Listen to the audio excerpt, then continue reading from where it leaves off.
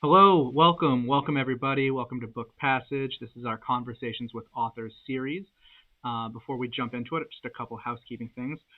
Just to let everybody know, the book we're talking about today, Braided in Fire, is available on our website, as are all of the books we talk about in our events at www.bookpassage.com. As well as that, if you like and subscribe to our YouTube channel, there are buttons to do that right below the screen. That always helps us and supports us.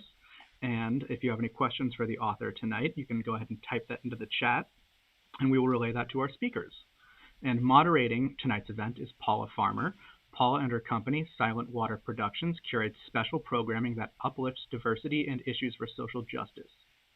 For the past few years, Paula has served as the chairperson of Mosaic, the DEI committee for the California Independent Booksellers Association, and more recently, she was selected to serve on the DEI board for the American Booksellers Association. Paula, thank you so much. Take it away. Thank you, Zach. And thank you all for joining us as we officially kick off Black History Month 2022 with special author events like the one tonight and many, many more. Please go to bookpassage.com to look up all the different events coming up. Each will be educational, enlightening, and inspiring. It is so important that everybody's history is told. And in the case of like this discussion tonight, for Black people to have our history restored and preserved. And with that, I'm going to kind of open up officially this event and our author. Since 1975, tonight's featured author, Solace Wales, lived part of every year in a tiny mountain village in the foothills of northern Tuscany. Her neighbors there told her about stunning World War II experiences, prompting her to begin recording interviews with them. Ultimately, their stories inspired her to locate and interview the African-American vets who defended the village against German soldiers on Christmas or the day after Christmas, 1944. In the battle, John Fox, a Black lieutenant, sacrificed himself in an act of supreme heroism. Her book, Braided in Fire, Black GIs and Tuscan villagers on the Gothic line, is not just about the battle, told intimately through the lives of 4 villagers from the same family and 4 Black GIs, all belonging to the 366th Infantry. Braided in Fire covers the entire war period. Braided in Fire is author Solace Wales' search to understand the drama that unfolded between the Italian peasants and African-American infantrymen. This book tells of the human toll of war, the drama, the heartache, all too present for 2 people marginalized over the years for reasons of race and economic circumstances. Solace Wales was first director of the International Child Art Center in San Francisco, and then for many years of the Marin Child Art Studio. So we have a local author here. As mentioned, she and her artist husband have lived part of every year in that small Tuscan village of Sommo Colonia since 1975. She is a representative of other countries for the Association for the Renewal of Sommo Colonia, and it is a nonprofit formed in 2011. With that, please help me welcome Solace to the stage. Hello. Hi, how are you? So nice to be here. Good. But before we enter into the talking about the book, I just want to say what a privilege it's been for me to live near Book Passage for so many years. I'm only 15 minutes by car, and I can't tell you how many times I wolfed down dinner and had 10 minutes and wished for the lights to be in my favor, and would make it just on time at 7 o'clock for a Book Passage reading. And I was very rarely disappointed. So that at this moment, being on the other side of the podium, so to speak, I feel honored and a bit intimidated because I heard so many inspiring things with Book Passage events. And I guess one thing the pandemic has done is to allow larger audiences for Book Passage's wonderful events. Hopefully they'll also be in-store events too. Yeah, we definitely can reach a worldwide audience this way. So that is one of the benefits of going virtual. We do hope to get to our in-store events again, or a combination. Some will be virtual and some in-store, but whether you're in-store or virtual, Solace, I'm so glad you're here to tell this important story. And correct me if I'm wrong, but I see your book as being kind of part history, but also part memoir of you going through the process of getting the information and putting it together. Would you agree with that? Absolutely. Of course, it was a very, very long process.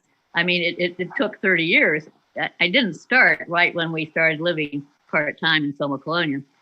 It took me a long time to get to following the story. That's because my villager neighbors would tell me these daunting experiences, and I was always fascinated.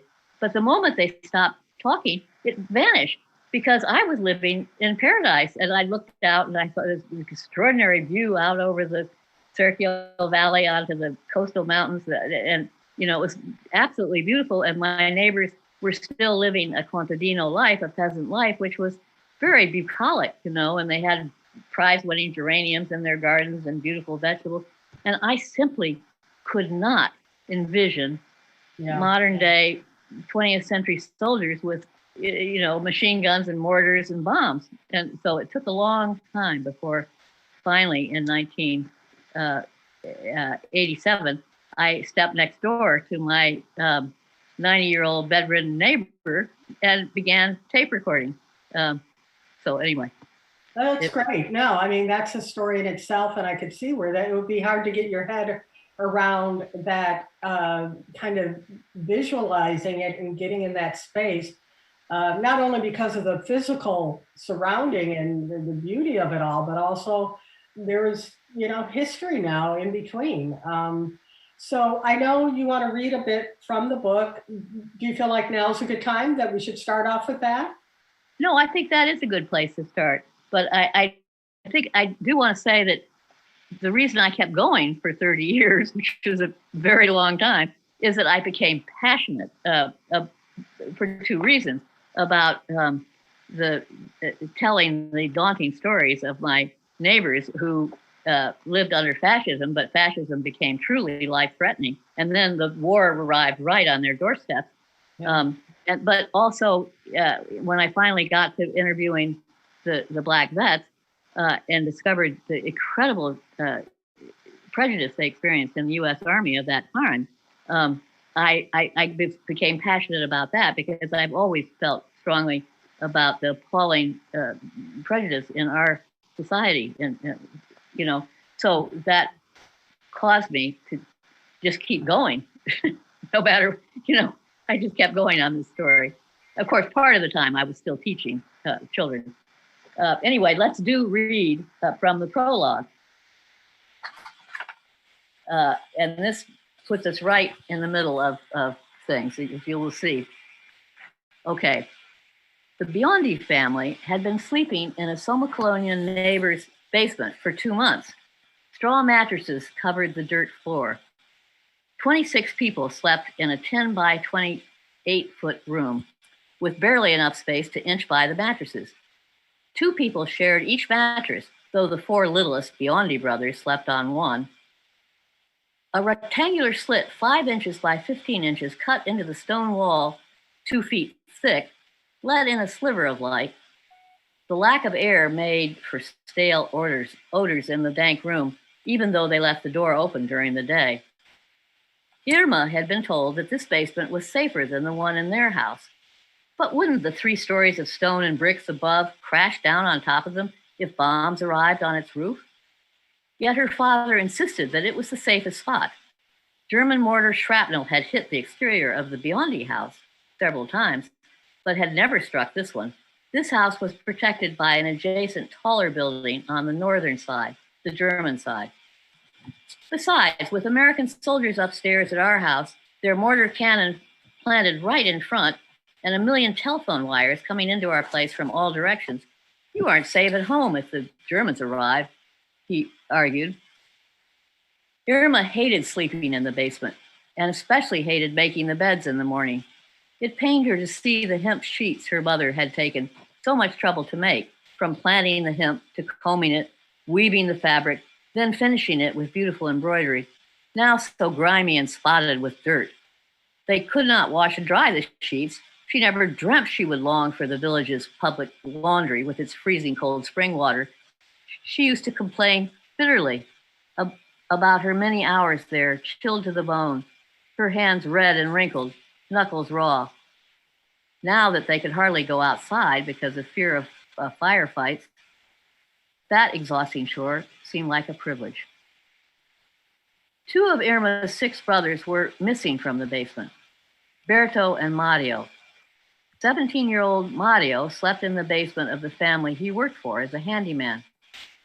Berto's situation was more worrisome. Irma knew that as a partisan fighter, he was now involved in all sorts of dangerous missions. Though only the tiniest thread of light entered the room, Irma was suddenly wide awake. "What was that?" she asked, poking Anna. "It's too early. Go back to sleep," Anna said. And then she added, "It's the GIs. Can't you hear them marching?" "No," Irma objected. "American boots don't make that noise."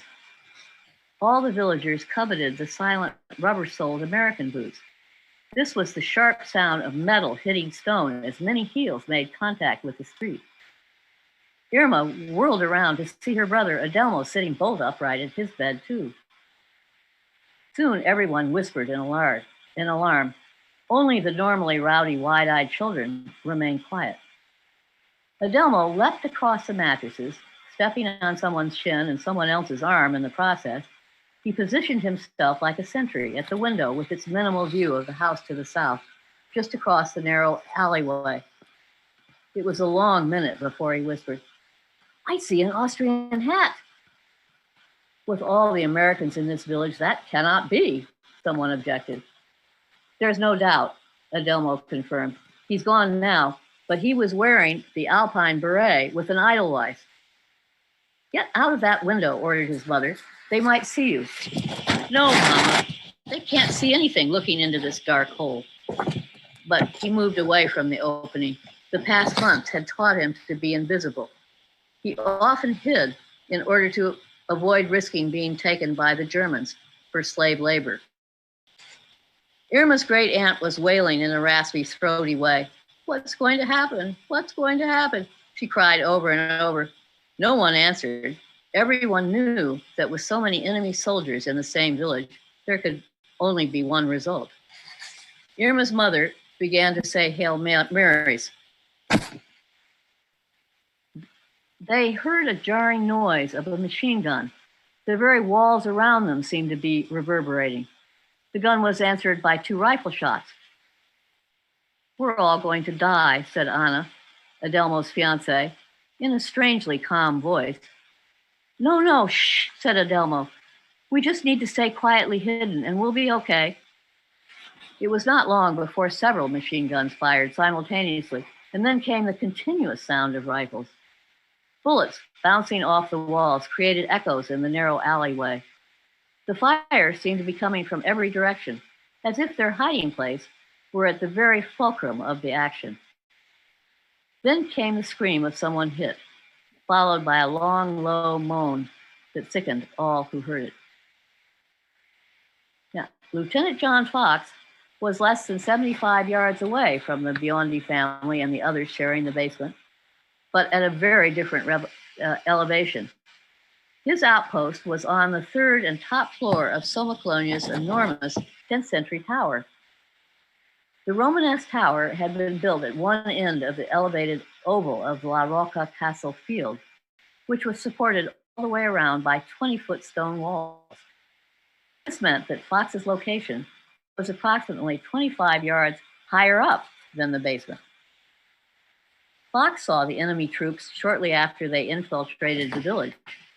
Hearing a few distant rifle shots, he peeked behind the blackout cloth covering the tower east-facing window to look in the direction the sound came from. It was unmistakable. There were Germans on Somacolonian's eastern path. As the forward observer for this Apennine mountain garrison, Fox exclaimed in frustration to his radio operator, We can't call in artillery fire onto that position. They both knew it would not only endanger villagers in houses nearby, but also fellow soldiers of their all-black 366 Infantry Regiment, some of whom were occupying those houses. Earlier, well before it was light, around 5 a.m., Fox had been effective in directing artillery fire to the north of the village and had succeeded in scaring off German soldiers who had attacked the Italian partisans, defending Somma from that end. He knew artillery fire alone would not have accomplished that mission because some of the enemy were too close to the village for him to fire on. His binoculars had helped him see the few partisans guarding the village's northernmost little hillock, scrambling about, firing nonstop at the intruders. He was happy to have those effective gatekeepers in that critical spot. Along with the other GIs stationed in the village, Fox had been told that the enemy would never enter from the east, only from the north. Looking behind the curtain on the south-facing window, he saw that not only had they entered from the east, but in less than 2 minutes, a few German soldiers had advanced to the street directly below his tower. Though the street was far below, he said quietly, "We're in for trouble now." His alarmed radio operator said, "Maybe Jenkins' gunners will spot him and fire directly down on him." Fox shook his head. He figured no one in Jenkins' platoon knew that the Germans were anywhere nearby. A machine gun sounded on a parallel street. Immediately answering shots echoed loudly. That put an end to the unnerving silence as all hell broke loose, the firing occurring in several areas near the tower, the sound amplified by the narrow stone streets and buildings. Fox noticed that the Germans on the street below had dispersed, clearly looking for more protected positions. The GIs of the 366 inside the buildings were firing out of windows and doors, hiding behind the frames of the openings in order to expose themselves as little as possible. But many on both sides were hit, and the cries of the wounded were heart-wrenching.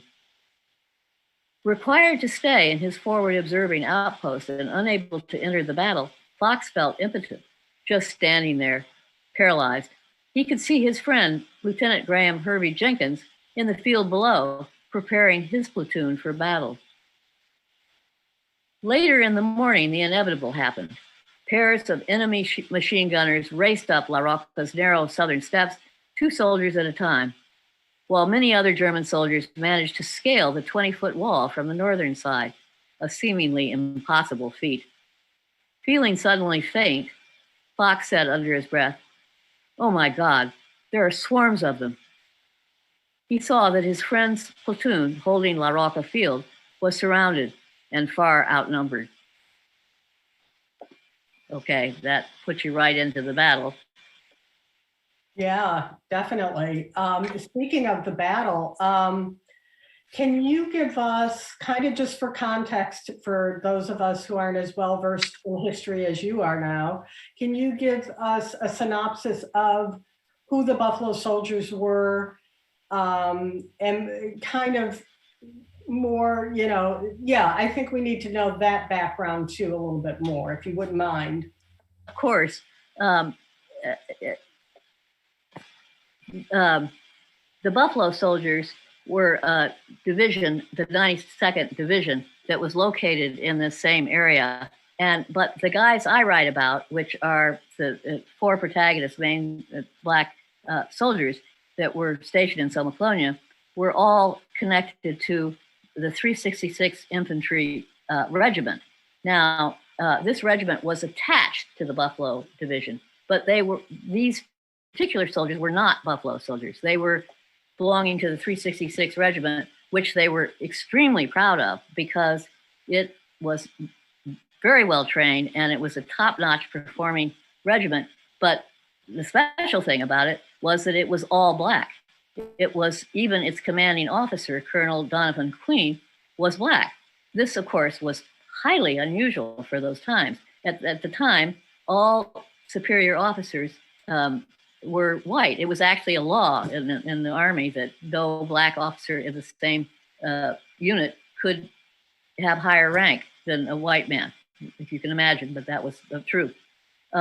So these guys were very proud of their regiment. But I was going to talk a little later, and maybe soon, about what happened to this regiment. That was how they nearly got written out of history, and why I'm so happy we're presenting this during Black History Month. Let's get back to this battle, in which the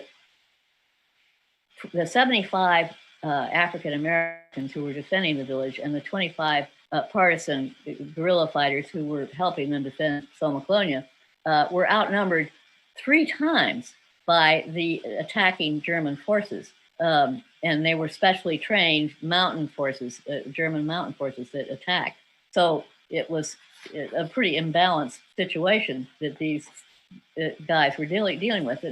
Everyone who was there, villagers or soldiers, if they didn't die, their lives were changed irrevocably by this battle. And it's not a spoiler to describe what Lieutenant John Fox did eventually in the battle. He, because everyone who reads this book will know that he was a hero who did this amazing heroic act, which was he seeing that Jenkins' platoon was pretty much decimated. There was almost no one left alive, including Lieutenant Jenkins. Fox then saw his tower surrounded by what looked to him like hundreds of enemy soldiers. They weren't literally hundreds, but there were many. And so what he did was he called his battery down in the valley. The battery belonged to a cannon company, and when his good friend Otis Zachary answered the phone, and when John Fox gave his coordinates to Zachary for where to fire, Zachary said, "Well, I can't do that. Hell no, that's where you are." And Fox said, "No, you must do it, and you must do it immediately." And Zachary said, "Well, you better talk to the colonel about this." So he got his superior officer, Colonel Ross, on the phone, and Ross grilled Fox about, "Do you know what you're doing?" And Fox described the situation, and finally, Colonel Ross directed Otis Zachary to fire the cannons at his best friend. Now, this had extraordinary consequences for Zachary, as you can imagine, in his own performance in the war afterwards, but also it was something that disturbed him his entire life. So anyway,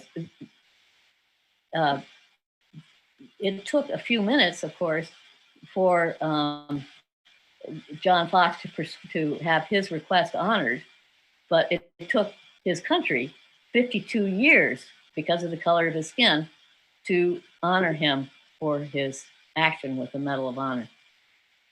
Yeah, and I wanted to touch on that because you did obviously a series of interviews with the villagers, as well as some of the vets, like Otis. And I'm always curious, what was their ultimate motivation or motivations in helping and defending in the face of so much racism from the country that they're there representing, the United States, but also often from actual Europeans as well. So I'm just curious, did you get a sense of kind of, what kept them going, and John Fox be the hero that he was despite that? I find that amazing. Well, it is amazing, but John Fox was a very positive person. People asked me how I could write about John Fox when I wasn't able to interview him, but of course I had Otis Zachary, who knew him intimately, and went through was right with him in the same unit, and throughout their time in Italy. But then I had marvelous conversations with his widow, Arlene Fox, who was an extraordinary person, really remarkable. I was so lucky to become her friend. And she explained a lot about John Fox and his motivation. He believed in his country, and he was truly a soldier. He wanted to make the military his life, and I think he was a person. In other instances, I saw who kind of, somebody said, "Well, was he suicidal?" No, he was a person who really grabbed life. And I think he saw at that moment that the most he could do was to take out these soldiers, you know, as a soldier, to take out these enemy soldiers. So, and he did. Yeah. And he, Arlene agreed. She said, well, I think he was going to make the most of the situation, you know, so. Well, yeah, you're in it. You're in the midst of it. It's so pretty remarkable act too. Absolutely, absolutely. And it's frightening hearing these artillery come closer and closer to you. You know, I mean, it shakes up everything. It's frightening. I mean, I haven't experienced it, but I heard about it. Imagine, yeah. I mean, especially when you think about, because you described in the book that it was a very specialized group of Germans. Which they were specially trained. German soldiers were pretty highly trained, and this was even taking it to a different level. Exactly. Yes. Yeah. And your interviews, and forgive me for going back and forth, but I do, like I said earlier, I find the book part history, but part your journey in getting the history. And I find the interviews you were able to access just amazing, from the villagers to the vets. And I was wondering if you could kind of talk a little bit more about your experience and talking to Otis and the other vets, and Berto, who was a villager. Yes, right. I know, extraordinary. Well, you know, of course, I knew the villagers well before I started interviewing. And they were very versed in their oral tradition of their contadino, you know, their peasant background. And so they were very good at talking. And I kind of approached the whole thing backwards. I did no research to begin with. I just wanted to get the living experience from my interviewees. And they became the experts. I just asked questions, sometimes stupid questions. And they, you know, filled me in. They because even though the villagers had only gone through the 4th grade, because the village school only went to the 4th grade, they had tremendous life experience, and they also knew the main facts of what happened in Italy viscerally because they lived them. Okay, and so they were very good instructors. And then I kind of dragged my feet about once I had interviewed the villagers. I knew I must try to find these vets, but this is before I knew what John Fox did. And I was really dragging my feet because I thought, well, could I elicit really heartfelt experiences from people I didn't know? You know, I knew the villagers intimately when I interviewed them. Of course, it didn't dawn on me that once I talked to them, I got to know them really well, but this didn't occur to me. But then I wondered, the real thing, you know, I wondered why would they want to talk to this woman who knew nothing about the military. But then also as a white person, I realized that, you know, with no direct experience of the prejudice in our society, why would they want to tell often very disturbing memories to me, you know? So I sort of dragged my feet. But when I finally found in, I think it was 1994, in a military book, an American military book, 2 sentences about what John Fox had done and that he was a black soldier in Somalia, I thought, you know, I have to make this effort no matter how difficult. And so I ended up locating through the author of the book, one of the guys, and you know, and it was extraordinary because the first conversation I had, he hadn't been in the Somalia battle, but he was down in a villa that I knew because I knew the family well. And we were suddenly talking about the very window he was looking out. He was a communications officer, and he had all these wires going out this window looking onto a fountain. And we both knew this intimately. And it was funny. Then he gave me the names of some guys that he thought might be able to help me. And then they gave me names, and it all went from there. And I got into a habit of calling these guys.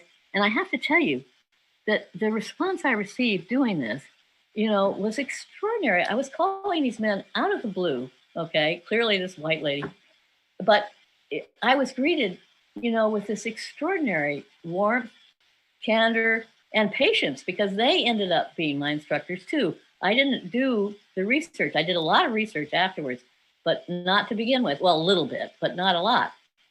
So that they were my instructors, and they taught me about the organization of the military and the equipment they used and so on. But it was amazing. And some of these vets hadn't actually told the stories to their own families because, you know, the vets were reluctant to talk. But I think they were in an age where they were ready to tell this story. So what I did was I made copies of the interviews and sent them to them so that they could share them with their families if they wanted to. That's great. And speaking of age, what was the average age of the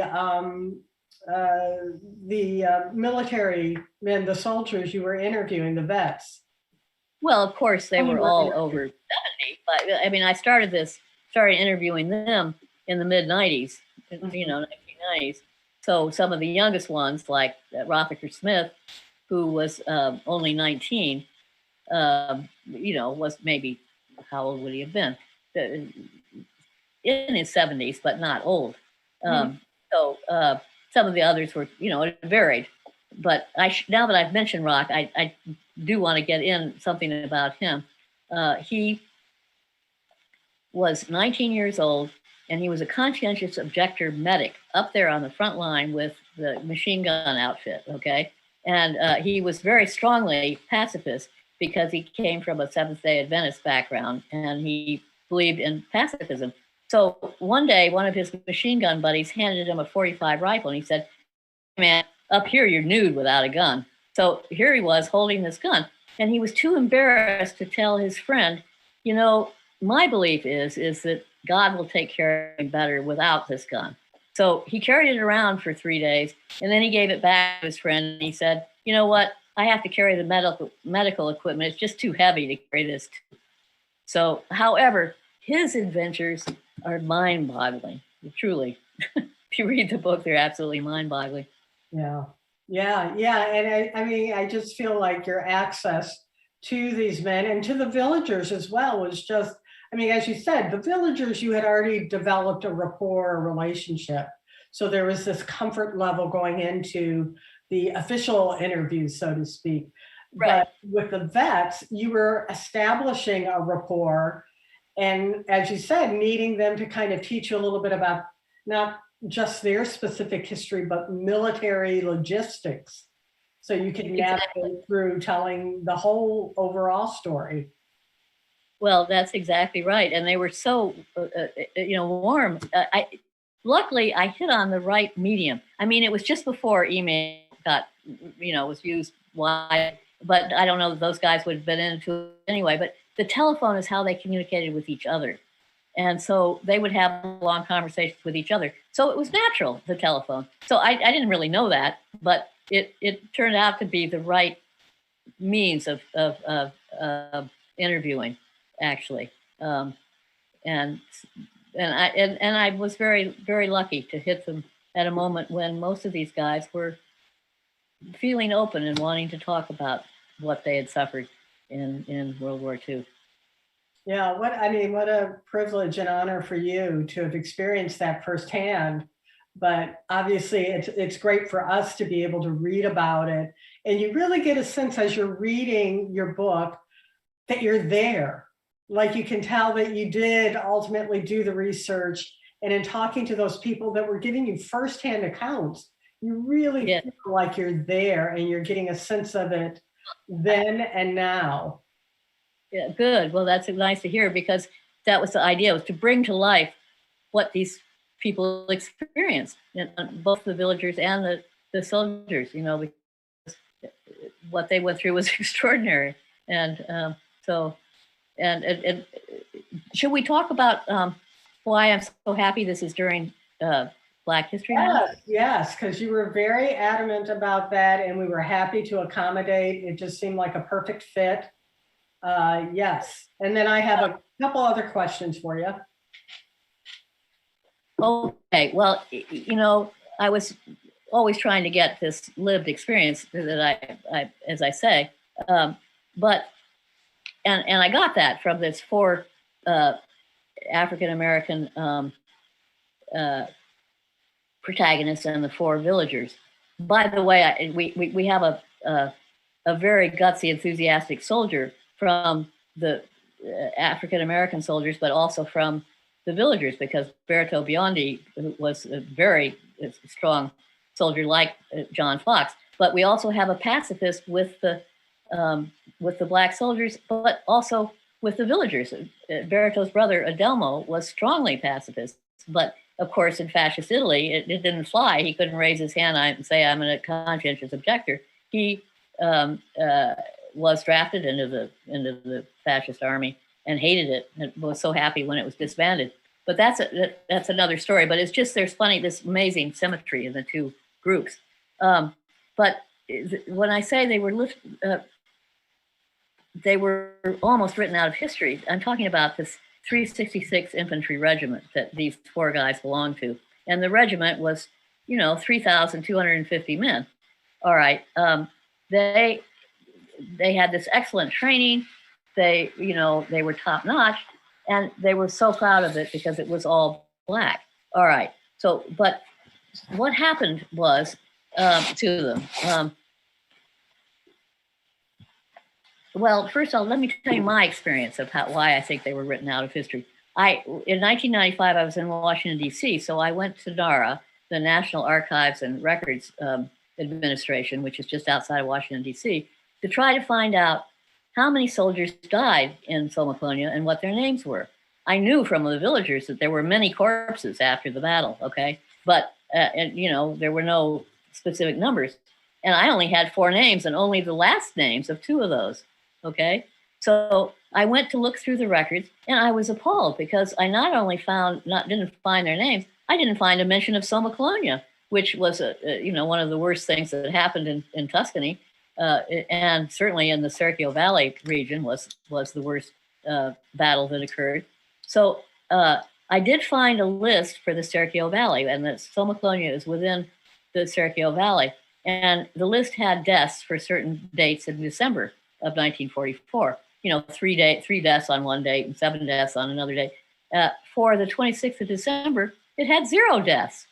So I went home at the end of the day to the hotel and said to my husband, these guys gave their lives for their country and the cause of liberty, and they aren't even a number, it was appalling, So the lack of information was unbelievable. Now, there was realized that one man basically caused this thing where they were almost written out of history. And that man was General Edward Alman, who was in charge of the 92nd Division and in the area. Now, the 366 was attached to his division, and at the end of November, this regiment was attached to the 92nd Division. Normally, those things that get attached are attached intact. In other words, they keep their own officers and so on, but just act to reinforce what they're attached to, the division they're attached to. So anyway, General Alman, the first thing he did was say to Colonel Queen, who asked for retraining because these soldiers hadn't had any combat training in 6 months, to have retraining for at least 3 weeks. No, he didn't give them that. He sent some of them directly to the front line the next day. And then he gave a welcoming speech on the 1st of December to this new regiment that arrived. His welcoming speech was this: I did not send for you. Your Negro newspapers and Negro politicians and white friends have insisted on you seeing combat. I will see that you get combat and your share of the casualties. End of speech. This was the welcome. That's unbelievable. I mean, I know we shouldn't be surprised, but it's still shocking to hear stories like that. Well, unbelievable. It certainly made an impression. And by the way, he certainly kept his word. And the other next thing he did was to dismantle the units because he didn't like these high-ranking black officers, okay? So he would take the men out of them and attach them to his own commanding high-ranking white officers, okay? And then they got assigned impossible missions. And things happened because of this. The esprit de corps, of course, was gone. And what happened in Somakolonia was that there was an entire battalion up there on Christmas night, along with the 2 platoons of the 366 Infantry. Okay, I mean, regiment. This battalion, the lieutenant colonel in charge of the battalion, found out that there was going to be a massive attack. So he withdrew his entire battalion, but left these attached troops, which he was responsible for too. He left these 2 from the 366 Infantry Regiment, knowing full well that this wasn't nearly enough then to counter what was coming, to stand up to the coming attack. So what he did was unconscionable, because he should have either taken the 2 platoons with him and retreat, or stayed and faced the music, but which may have had a very different outcome had he done that. So anyway. So you're saying that this head of the battalion knew what was coming, knew of this pending big attack was coming, yes. Attack, and instead of, as you said, either staying there to reinforce them. Well, you had a whole battalion with him. Them all out. He just left them there. Oh, that's just. Well, it's a sort of behavior that his superior, General Alman, would have, and he later put these 366 guys in terrible positions, which is described by Edward Brooke, who was a lieutenant with the 366 and later became a senator from Massachusetts. Anyway, he wrote in his book, and I've quoted it in Braided and Fire, this ridiculous, they were like cannon fire. They were sent each day up the same mountainside trying to capture 2 German outposts. And there was no variation, no strategy. And it was painful because the Germans knew what was coming and they would just mow down the first guys that showed up. So finally, Edward Brooks solved it with a different tactic. But he just described how painful this was, this being not considered, these guys. So anyway, and so it was the first head of the battalion that you mentioned that made a point to not include their names as part of the dead in battle. No, that is more obscure, because here's what happened to the regiment after that. He didn't send up to the chain of command. There were 2 recommendations for an honor for Fox, and evidently that wasn't sent up the chain of the command, and that was General Alman's responsibility. Then he, in the report about the actions in his territory, which he was drawn up in March, he blamed his foot soldiers instead of the lack of strategy for failures, and he blamed the 366 guys that he that were in these impossible situations. And so finally, at the end of March, they had the final horror was that General Alman stripped the 366 infantrymen of their infantry badges. They were demoted and put into service units. Now these guys, this was incredibly demoralizing after they'd had their friends, die and mutilate. This was just incredibly demoralizing. And this is why they were literally almost written out of history. So there's a bit of a happy ending in that we do now have the names of those who died in Somakolonia, and that's because of a fellow named James Pratt, who showed up in Somakolonia in 2010, exploring his own father's military history. His father was a captain with the 366, luckily not in Somakolonia for the battle. But anyway, James Pratt had just retired as a research economist with Cornell, and so he was an expert researcher, but he found researching the 366 very difficult too. I mean, that was one of the problems I had. There was nothing written on it, Anyway, he, with painstaking work, was able to, and I helped him with all the information I had from my interviews, but it was his working on this for 10 years. We now have the names of 43 men who died in Somaclonia. And they will be displayed prominently in this little museum that's now being built in the village, which is very exciting. It's almost finished, actually, this little museum. Well, yeah, and I wanted to talk about that, but also, so there's going to be a museum with them included in it, but how are the records for the United States changed? Well, James Pratt has developed a whole research archives at Cornell University, where people can now, they will, if they're interested in pursuing the 366 Infantry Regiment, they can now find out. James Pratt has established this whole archives.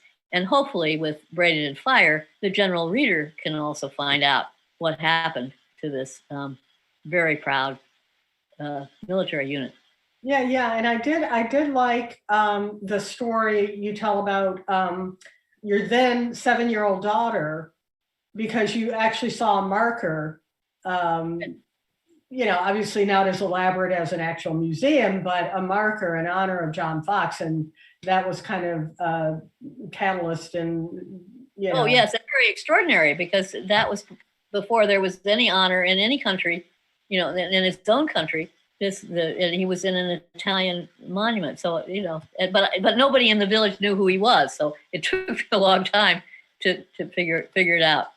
Anyway, there is going to be this museum in Somaclonia, and information about that will be on the Braided in Fire website. It isn't yet because it hasn't opened yet, but it will be soon. And there's a lot of other information on this website, braidedinfire.com, which is a marvelous website, I can say, because the webmaster was brilliant. It's visual, and there's a lot of information. Yeah, and a lot of information, and people can also ask questions, and it's amazing, and it's a tribute. The website in itself is a tribute, and I don't think we actually talked about specifically the title, like what is Braided in Fire? How did you come up with the title? Or is that kind of a collaboration with your editor? No, not at all. It happened because the braided part, there's a very obvious part of Braided, which you can see on this poster over here. There's John Fox, and he represents, of course, the black soldiers. And then there's Anna Moscardini, the one who said we were going to all die in the book. I mean, here, I'll put it closer to the camera, Solace. Yeah. Oh yeah. Okay. Yeah. And in the middle is the villager, and at the bottom is Berto Biondi, who was a villager but also a partisan. So the book follows the three strands: the partisans, the villagers, and the soldiers. Okay. So Braided makes sense in that way, but that's not how I came to the word. The word happened when I was describing to my alumni, an Italian teacher at my alumni school. I described what I was writing, and she said, "Oh, you're writing braided history." And I said, "Well, what do you mean? What do you mean braided?" And she said that Natalie Zaman Davis, who was a historian, coined that term to mean the meetings of peoples instead of the history of rulers and famous people and the rich and the renowned. These are the peoples meeting one another. And there was a very redeeming thing that happened when the black soldiers arrived in this village, and the villagers, who had never seen a black person before, knew they were their liberators and welcomed them, with open arms and helped them. And there was this wonderful little moment in the horrors of war in this exchange between the villagers and the black soldiers. Yeah, no, that's very much a redeeming factor of this, that in the face of racism within the military and yes, states at that time, that it's wonderful that the villagers, they didn't care what their color, they were there to help them.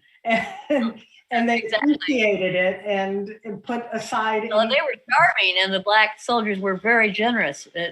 Probably some had experienced hunger themselves. They were very empathetic, and although their superior officers said, "Don't share your rations and don't fraternize with the civilians.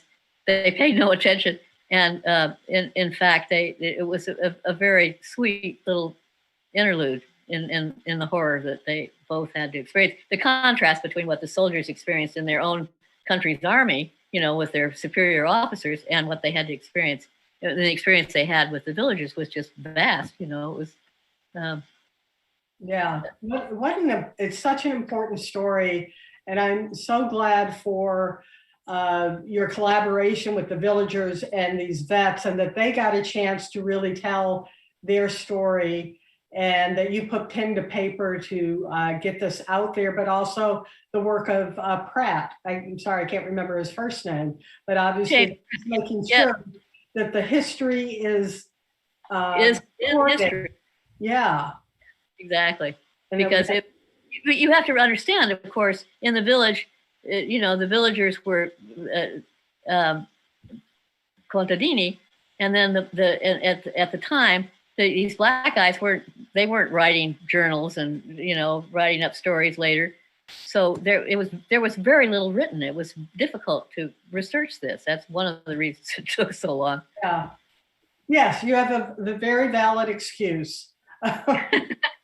And I think it's just so important what you've done. I'm glad you've got these stories to tell, and you put pen to paper to have it done. And because, like you said, this is such an important part of Black history, and why we should be telling these stories now, this month, but throughout the year. Very relevant to now. Actually, I see these guys as the ancestors of the Black Lives Matter. They were those guys were encouraged to enlist with this great campaign. There was this double V campaign: victory abroad and victory at home. Well, victory abroad happened, but they came home to signs that said help wanted, whites only, and the Jim Crow laws were as strong as ever. And so the way I see it, the Black Lives Matter is finally addressing that victory at home. And of course, some of these 366 guys were very prominent in the civil rights movement. So, yeah, absolutely. Thank you so much for sharing this story. It's basically a celebration of human dignity. And exactly. Kind of, and connection, and human connection. As you said with the Braided, this is about human connection. Not necessarily political or whatever. It's just human connection, which is so important in our history, so important for Black history, which is everybody's history. We should all want to know this story and applaud everything. So thank you again for this. Well, thank you, Paula. I've really enjoyed it. Yeah, and I know this came out during the pandemic, or during kind of the shutdown. Right in the pandemic, yes. Yeah. So I'm glad we finally got back to it, and thank you. I really appreciate that. Okay. Yeah, and I'm not sure if we have your book plates at Book Passage, but obviously we can access book plates. We have definitely plenty of books graded in fire at both our locations, San Francisco and Corte Madera. People can come in safely to pick up their copy and really read, get absorbed in the story and these different voices by reading this book. And we have them in both our locations. You can get them there in person, or you can certainly call and order over the phone or online. And if we don't have book plates from Solace, we will definitely get some book plates, so you'll have signed copies. But thank you to Solace, thank you to Zach, our tech producer, and for all of you who joined us this evening, and those that will come later, because this will be up on our YouTube channel. Such an important story to get out, not only this month, but throughout the year, in coming months. Thank you so much again, Solace. Okay, thank you to Book Passage.